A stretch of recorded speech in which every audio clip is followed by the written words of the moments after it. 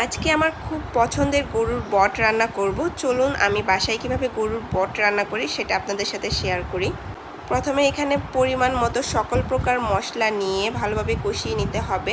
আর এখানে রসুন কুচি, তারপর আলু কুচি তো দিতেই হবে, এটা আমার খুব পছন্দ। আর কয়েকটা কাঁচামরিচও নিয়ে নিছি। এটা যার যার ঝাল কিভাবে কতটুকু খায় সেটা অনুযায়ী আপনারা দিয়ে নেবেন। মশলাটা অনেক ভালোভাবে কষাতে হবে যেন মশলার আলাদা কোনো স্মেল না থাকে। আমি একটা স্পেশাল গরম মশলাও অ্যাড করি, যেটা আমি নিজে বানাই। আর এখানে আমি বটগুলো ভালোভাবে ধুয়ে সেদ্ধ করে নিছি, সাথে কিন্তু মাট্টা কলজা আর ফ্যাপসাও অ্যাড করছি। মশলা কষানোর পর বটগুলো দিয়ে দিছি, সাথে রসুন কুচিও এখন দিয়ে দিব। আর মরিচের যে ঝালের ব্যাপারটা ওইটা আপনারা আপনাদের পছন্দ মতো দিবেন। আমি 5-6টা দিছি, আমাদের ঘরে মিডিয়াম ঝালটা চলে। পর্যায়ে যখন তেল উঠে আসবে তখনই পানিটা অ্যাড করে দেব। আর দেখেন পানিতেও কি সুন্দর তেল ভেসে আছে।